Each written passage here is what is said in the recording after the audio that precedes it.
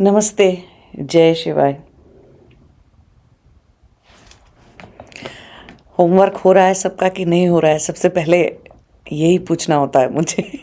बहुत सारे लोग आप में से कोई कुछ लिख नहीं रहे हैं और बता भी नहीं रहे हैं कि क्या कर रहे हैं क्या नहीं कर रहे हैं, सब ठीक चल रहा है कि नहीं चल रहा है, और कहाँ है क्या समझ में आ रहा है क्या नहीं, है ना। कोई काउंटर क्वेश्चन है, कुछ है तो वो भी पूछ सकते हैं। आज हम बात करेंगे कि लास्ट टाइम हमने डिस्कस किया था ना कि विष्णु बड़े हैं या शिव जी बड़े हैं, या कैसे आप देखेंगे, क्या क्या दृष्टिकोण होना चाहिए, क्या पर्सपेक्टिव होना चाहिए वो सब कुछ देखने का, समझने का। तो आज हम समझेंगे कि एक्चुअली उनसे भी बड़ा कोई है, या उनसे भी ऊपर हम किसी चीज़ को रख सकते हैं, क्योंकि हम मनुष्य हैं, है ना।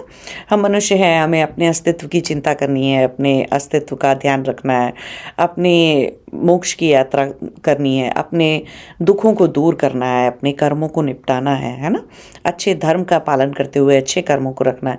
तो शिव जी और विष्णु जी से ऊपर क्या रख सकते हैं? शक्ति को, है ना। शक्ति को हम उससे भी ऊपर रखते हैं, आदि शक्ति को। क्यों?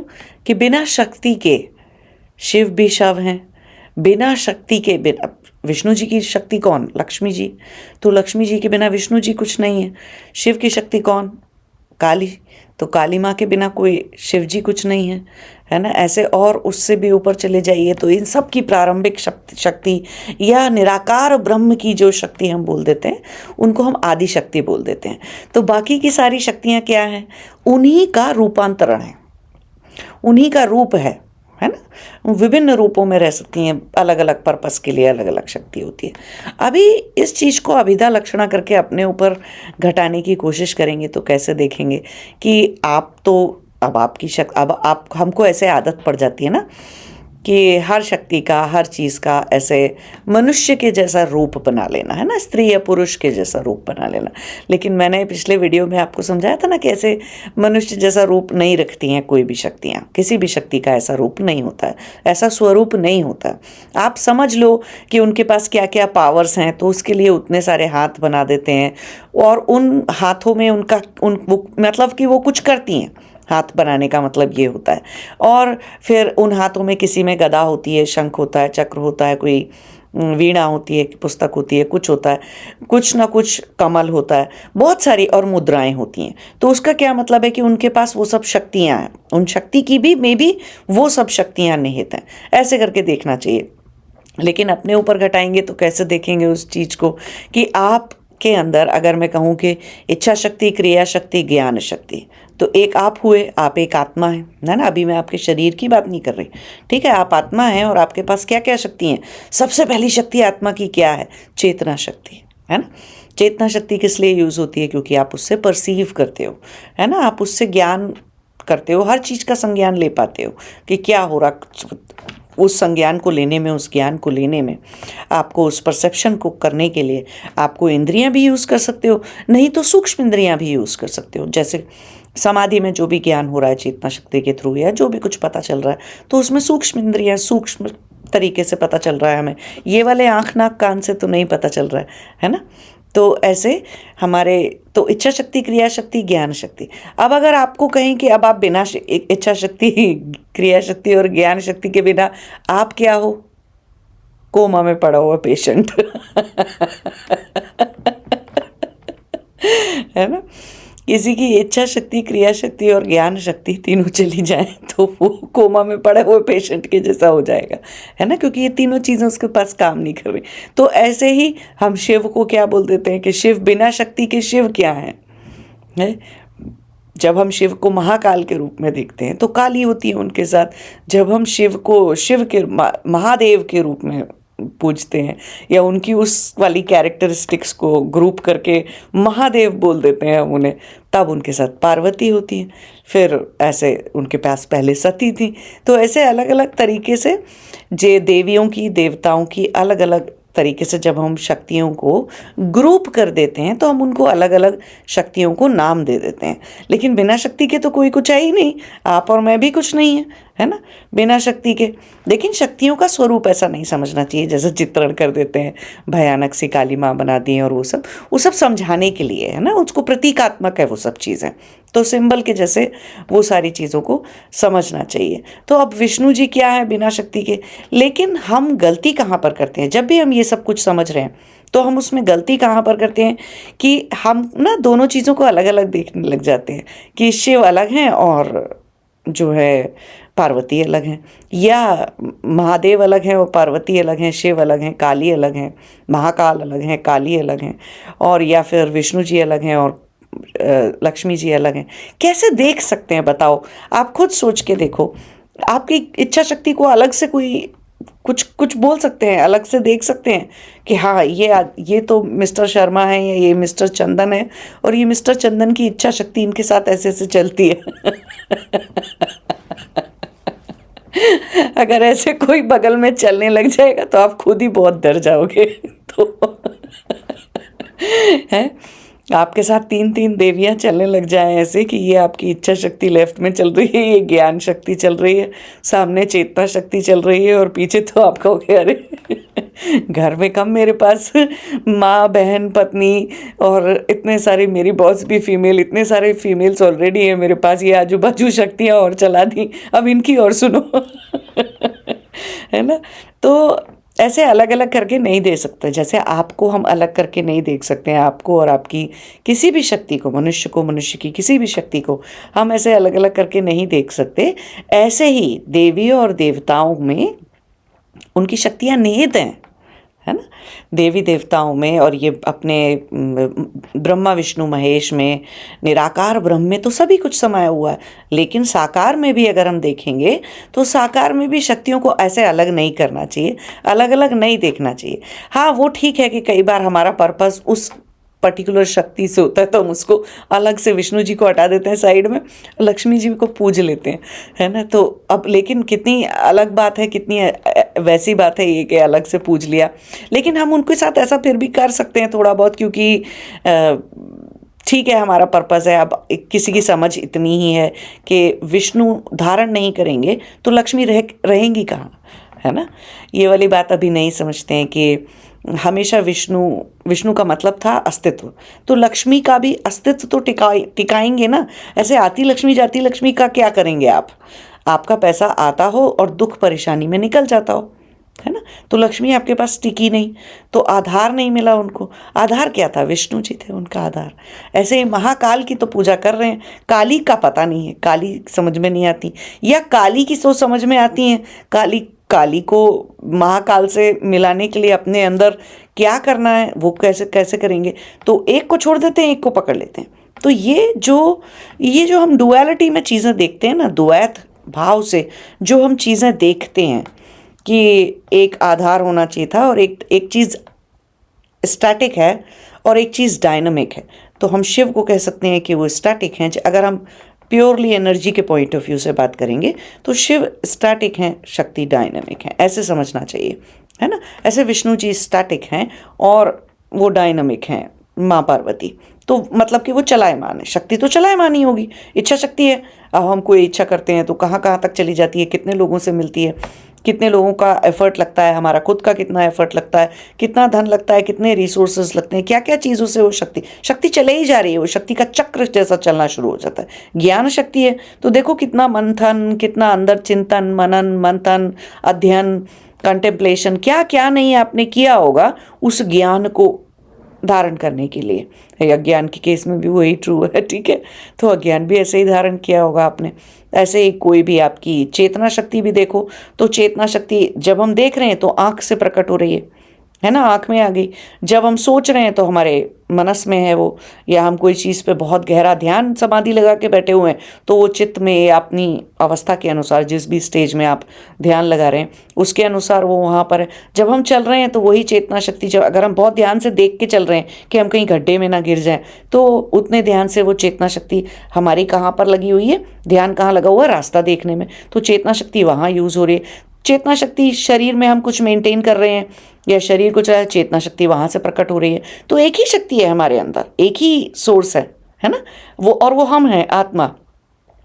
तो हम आत्मा है, हम सोर्स हैं और हमारी वो शक्ति है, लेकिन वो कितने रूपों में कितने तरह से प्रकट हो जाती है। जब वो शारीरिक बल से शरीर को मेंटेन करने के लिए जब वो प्रकट हो रही है वही चेतना शक्ति, तो हम उसे क्या बोल दे रहे हैं कि ये तेजस है ना। जब वो हमारी प्राणमय कोश में एक बहुत अच्छी तरीके से वही हमने खाना खाया खाया पिया और सब अपने विचारों का ध्यान रखा, यम नियम का पालन किया, सब कुछ किया, तो ओजस बन गया। तो अब वही चीज कहाँ चली गई, ओजस बन गई, और हम उसको क्या बोल दे रहे हैं, ओजस शक्ति। तो जैसे हमने अपनी आत्मा होने के नाते प्राण शक्ति, चेतना शक्ति, सबको हम ऐसे अलग अलग देख लेते हैं, लेकिन शक्ति हमारी एक ही थी, है ना। टू स्टार्ट विद एक ही शक्ति थी, चेतना शक्ति थी। उसी के रूपांतरण जगह जगह जगह जगह सब जगह हो रखे हैं। क्यों? आप ना हो अपने शरीर के अंदर तो क्या है, शव है ना, शरीर हमारा शव है। तो प्राण नहीं थे, ठीक है, अब प्राण हो, प्राण चलते रहें किसी के, तो कोमा वाली अवस्था है ना, अनकॉन्शियस वाली अवस्था है, चेतना विहीन टाइप की सी अवस्था है। लेकिन चेतना लुप्त पूरी तरह से हो गई, नहीं, ऐसा नहीं कह सकते। तो शक्ति, शक्ति के रूप, विभिन्न रूप, जैसा कार्य जैसा काम वैसा रूप शक्ति का, ठीक, चलना है। तो अब देखिए, सारी क्रियाओं की एक ही शक्ति होती है हमारे अंदर, क्रिया शक्ति जो जागती हमारी इससे है, जो क्रिएट कहाँ से होती है, चेतना शक्ति के प्रभाव से ही क्रिएट हो रही है। प्राण शक्ति से के मिलन से, चेतना शक्ति के मिलन से वो क्रिया शक्ति क्रिएट हो रही है। लेकिन हम उसको कैसे देख लेते हैं, ये हमारी देखने की शक्ति है, ये हमारी सुनने की शक्ति है, ये हमारी सूंघने की शक्ति है। लेकिन एक्चुअली तो वो पीछे जाके देखो तो सारी इंद्रियों की सारी शक्ति एक ही शक्ति है ना। ऐसे एक सूर्य का प्रकाश, लेकिन जब आप सूरज का प्रकाश देखते हो तो आप उसे बोल देते हो अच्छा सूरज की किरणें और सूरज की रोशनी, या धूप बोल देते हो आप उसको। लेकिन वही सूरज की रोशनी जब चंद्रमा पे पड़ रही है तब आप रात को उसको चांदनी बोल रहे हो। एक्चुअली तो वो थी क्या चंद्रमा के पास कहाँ से कोई चांदनी आई, चंद्रमा की अपनी कोई लाइट नहीं है ना, सूर्य की रोशनी से चमक रहा है चंद्रमा। लेकिन आपके परसेप्शन में आप उसको अलग से कैसे देख लेते हो कि नहीं ये चांदनी है, क्योंकि वो रात को दिखी वो लाइट, है ना। तो हमने उसका एक अलग नाम रख दिया कि वो चांदनी है, जबकि थी वो वही सूरज की रोशनी। सूरज अभी भी कहीं उग रहा है, चाहे भले ही हमारे एरिया में रात हो रही है, हमारे देश में या हमारे हम जा रहे हैं वहाँ रात हो गई, सूरज डूब गया, लेकिन है तो वही। तो अब ब्रह्मांड में ऐसे बहुत सारी चीज़ें ऐसे ही हैं कि हाँ कि सूरज का प्रकाश लेके क्या क्या चीज़ें नहीं चमकती, लेकिन हम हर तरह की लाइट को एक अलग लाइट बोल देते हैं। अब वही सूरज का प्रकाश अगर हमारे सोलर पैनल ग्रहण कर लें और उसको इलेक्ट्रिसिटी के फॉर्म में हमारे घर की अप्लायंसेस में डाल दें, तो हम क्या बोल देते हैं उसको, ये बल्ब जल रहा है, ये ट्यूबलाइट जल रही है। फिर हमने उसी प्रकाश के विभाजन कर दिए, है ना, डिवीजन कर दिए और सारे। फिर वही सूरज के प्रकाश से सोलर की एनर्जी लेके अगर हमने घर में लैपटॉप चला लिया तो हम उसको अलग एनर्जी बोल देते, मिक्सी चला दी तो अलग एनर्जी बोल देते हैं। हम कोई मशीन या कोई चीज़ और एसी चला लें तो उसके लिए हम अलग बोल देते हैं कि हाँ एसी चल रहा है कि नहीं चल। एक ही प्रकाश था, एक ही सोर्स था, एक ही चीज़ आई थी, है ना। लेकिन कितने सारे अलग अलग रूपों में देख के हमने उसका नाम अलग अलग रख दिया, है ना। तो ऐसे ही शक्ति को समझना जीवन में बहुत जरूरी है। क्यों ऐसे कहा जाता है कि विष्णु जी की उपासना करो या शिव जी की उपासना करो, कोई तुम्हारी सुनने वाला नहीं है क्यों? कि अगर तो तुमने उसमें ये सोचकर उपासना नहीं करी, उपासना या साधना या जो भी कुछ आप मंत्र जाप, तंत्र मंत्र जाप या कोई भी योग क्रिया या कुछ भी कर रहे हो, अगर तो आप लोगों ने देवताओं की जो शक्तियाँ हैं, जो वो है देवताओं के जो विग्रह होते हैं या देवता जो भी होते हैं, अगर तो आपके मन में इस बात का ख्याल नहीं है, इस बात का भाव नहीं है, या इस अभी आपके अंदर इस चीज़ का ज्ञान नहीं है कि मैं इन देवता की पूजा कर रहा हूँ या जो भी कर रहा हूँ, लेकिन इनकी शक्ति इनमें निहित है ना। अगर मैं महाकाल को पूज रहा हूँ तो महाकाल ही अंदर है, अगर मैं विष्णु को पूज रहा हूँ तो माता लक्ष्मी इनके साथ ही हैं, है ना।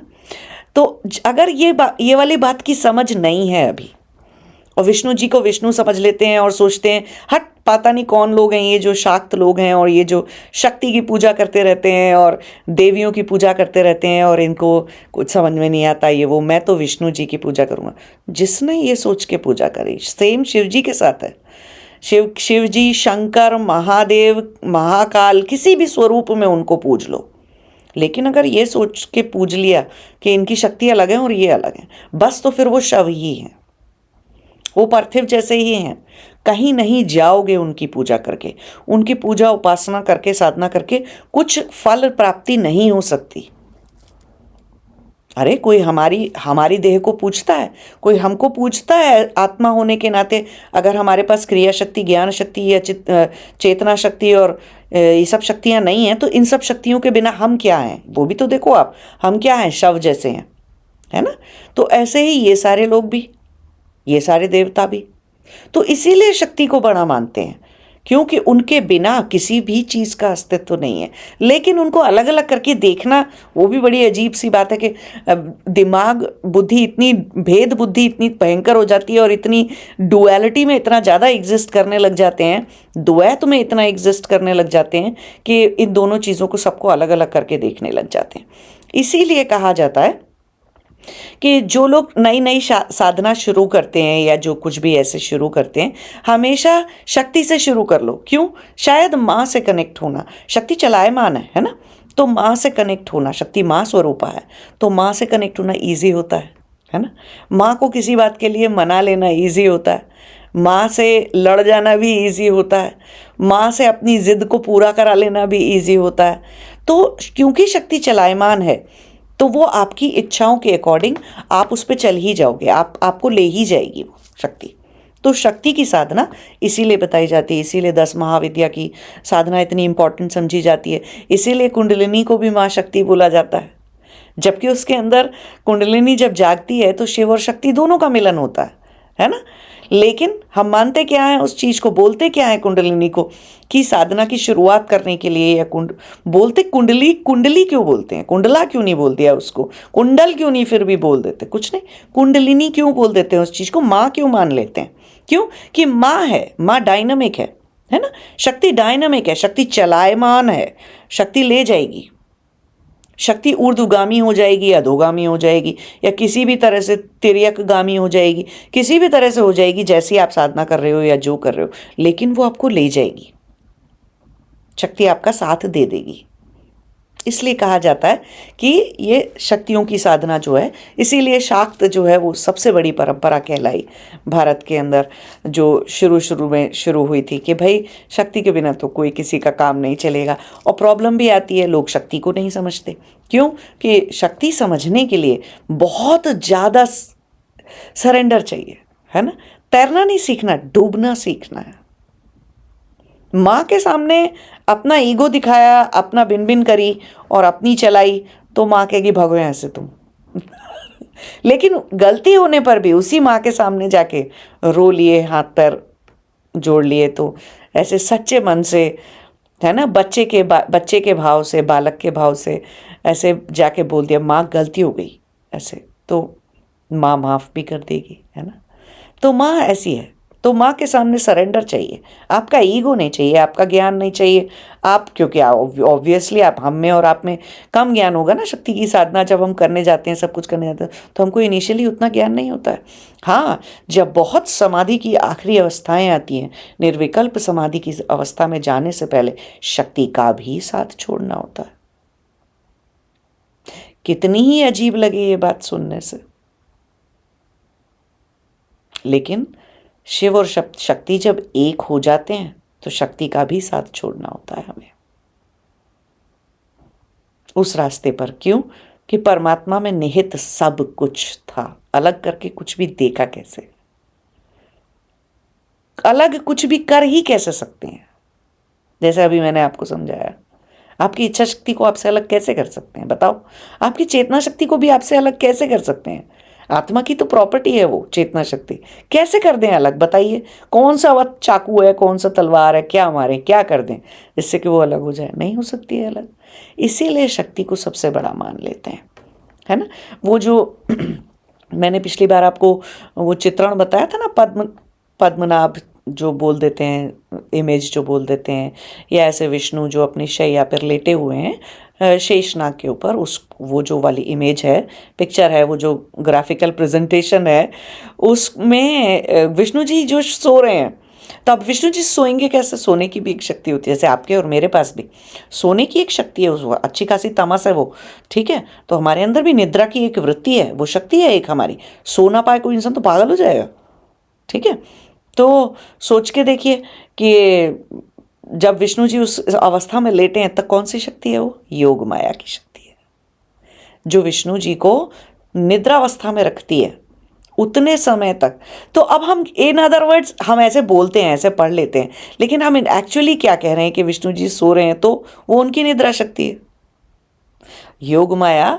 लेकिन अब हम क्या करते हैं, बहुत सारे लोग अब योग माया को बिल्कुल अलग कंसिडर कर लेते हैं, है ना, एक अलग शक्ति के स्वरूप की तरह से भी देख लेते हैं उनको।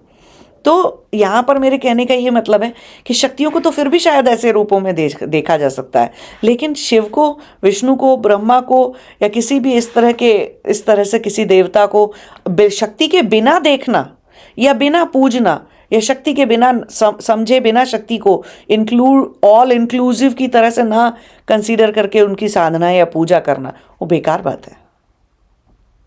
आप शव पूज रहे हैं या शव की साधना कर रहे हैं, शिव की नहीं। बिना लक्ष्मी के विष्णु की साधना क्या, कैसे पॉसिबल ही कैसे है? तो ये बहुत समझने वाली बात है। तो ध्यान दीजिए इस बात के ऊपर, ठीक है? अपने अंदर भी देखिए कि मेरे पास एक ही शक्ति कितने सारे रूपों में परिवर्तित हो जाती है। तो ऐसे ही एक निराकार ब्रह्म की शक्ति, परमात्मा की शक्ति कितने सारे स्वरूपों में पाई जाती है। और हम कैसे देखते हैं सबको? कोई बड़े बड़े मजे से कोई बोलता है कि मुझे ना लक्ष्मी जी अच्छी लगती है, मुझे काली माँ अच्छी लगती है। कुछ लोग बोलेंगे नहीं मैं तो माँ काली का भक्त हूँ। अरे सब एक ही की थी, एक ही की हैं और एक ही की रहेंगी सारी शक्तियाँ। सब कुछ एक ही पूरा ब्रह्मांड, पूरा जो दिखता है जो नहीं भी दिखता, सब कुछ एक ही परमात्मा में निहित है, एक ही निराकार में ये सारा साकार है।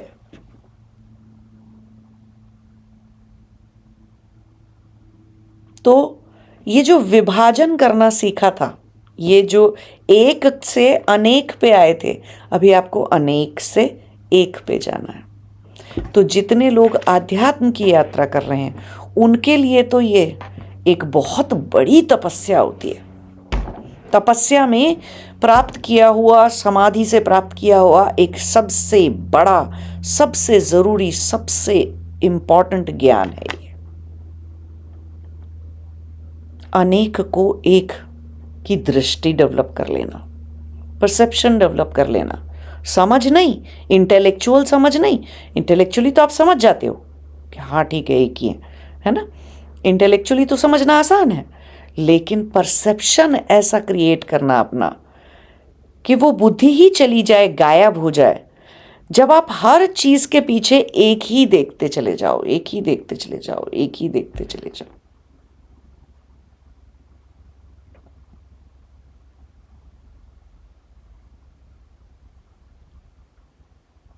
तो शुरुआत कैसे करेंगे इस बात की, इसको समझने की कि इतनी सारी चीज़ों के पीछे एक ही को कैसे देखा। कभी अपनी माँ को देखिए, आपके घर में जो भी अच्छे, जिनसे आपको बहुत प्यार है, माँ को, नानी दादी जो भी हैं आपकी, है ना, कोई भी महिला है आपकी, उनको ज़रा देखिए। कभी आपको टिफ़िन दिया, कभी आपको नहलाया, कभी आपको बचपन भर पाला, कभी आपको दूध पिलाया, कभी खाना खिलाया, कभी स्कूल छोड़ के आई, कभी होमवर्क कराया, कभी प्रोजेक्ट कराया। हर चीज़ के पीछे एक ही तो माँ थी, है ना। सारी तरह के रोल्स कर रही थी वो। आपके लिए टीचर भी थी, लेकिन वो एक्चुअली आपकी पहली टीचर कौन थी? आपकी माँ। आपको पहले शायद शब्द किसने सिखाया? आपकी माँ ने। चलना किसने सिखाया? आपकी माँ ने। बहुत बच्चों को साइकिल किसने सिखाई? आपकी माँ ने। बहुत सारे बच्चों को होमवर्क, मैथ और इंग्लिश और सारे सब्जेक्ट, संस्कृत, हिंदी, जो भी कोई सब्जेक्ट्स हैं, पहली बार किसने पढ़ाए? माँ ने। तो हो सकता है अब वो माँ आपके लिए पिता के रूप में हो, इस जन्म में पुरुष में के रूप में हो। क्यों? बहुत सारे बच्चों की माँ नहीं होती है ना, पिता ने किया होता है, या पिता नहीं तो आपस में बड़े भाई बहनों ने वो रोल निभाया होता है, माँ का रोल निभाया होता है, या कोई पड़ोसियों ने या नानी दादी चाची किसी रिश्तेदार ने वो माँ का रोल निभाया होता है। तो जरा देख के देखिए कि हर चीज़ के पीछे एक्चुअली एक ही जना, एक ही माँ रहती है ना। कई लोगों के पास 2-3 बड़े भाई बहन होते हैं, तो 2-3 बड़े भाई बहन उसके माँ हो जाते हैं। एक एक चीज़ दे होमवर्क देखता है, एक टाइम पे स्कूल में जा सारी लड़ाइयाँ सुलझाता है, और एक ऐसी चीज़ें करता है ना। बड़ी बहन भी हो सकती है आपकी। लेकिन नारी के रूप में देखिए अपने आसपास इस चीज़ को, तो अपने अंदर से ये इस तरह की बुद्धि जो अनेक से एक पे जाती है, इसको डेवलप करना है। तो देखिए कि आपके पास ऐसी कौन है, और कमेंट में लिख के मुझे बताइए कि क्या आपके पास, आपको समझ में आ रहा है कि शक्ति, हम नारी क्यों कह रहे हैं। ये जो हम नारी का शरीर लेकर पैदा होते हैं, हम शक्ति स्वरूपा ऑलरेडी होते हैं, ठीक है। स्त्रीत्व का बहुत ज़्यादा होना वो नारी शरीर प्रदान करता है एक आत्मा को। एक आत्मा जब इस तरह का ज्ञान धारण कर चुकी हो कि बहुत ज़्यादा स्त्रीत्व की का भाव हो उसके अंदर, और स्त्रीत्व के लक्षण हो उसके अंदर, वो ऑलरेडी उस तरह का ज्ञान और चीज़ें धारण करके रखती है, तो एक तरह से उसको, आत्मा को नारी शरीर मिल जाता है। नारी शरीर मिलने के बहुत सारे वो हैं कि जो शक्ति है हम उसको हमारे अंदर ही है, तो हम उसको समझते हैं, ज़्यादा समझते हैं। नारियाँ उसको ज़्यादा समझती हैं। जो भी नारी शरीरधारी आत्माएं हैं, उस शक्ति को, शक्ति उनमें निहित है, और वो समझ रही हैं इस चीज़ को। मंथली साइकिल्स के रूप में वो शक्ति समझ में आती है। वो कंट्रोल नहीं होती कोई भी चीज़, तो पहले से जानती हैं कि उनके शरीर में, उनके हाथ में कुछ भी नहीं है उनके शरीर का। पीरियड्स आएंगे तो भी अपने टाइम पे, मेनोपॉज होगा वो भी अपने टाइम पे, कुछ अपने शरीर का कुछ भी अपने हाथ में नहीं है। तो उनके पास शक्ति का फर्स्ट हैंड एक्सपीरियंस है। लड़कों के साथ या पुरुषों के साथ क्या होता है, जो पुरुषधारी आत्माएं हैं वो अभी किस उसमें है, भैया स्थिर रहो।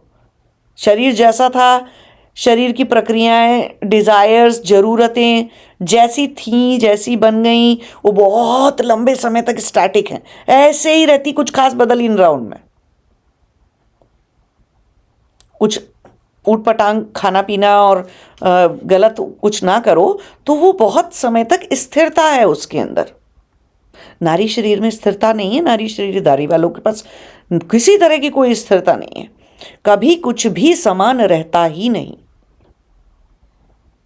तो उनके पास फर्स्ट हैंड एक्सपीरियंस होता है शक्ति के चलायमान नेचर को समझने का, शक्ति के मुड़ जाने के नेचर को, स्त्रीत्व को समझने का, फेमिनिटी को समझने का एक फर्स्ट हैंड एक्सपीरियंस है।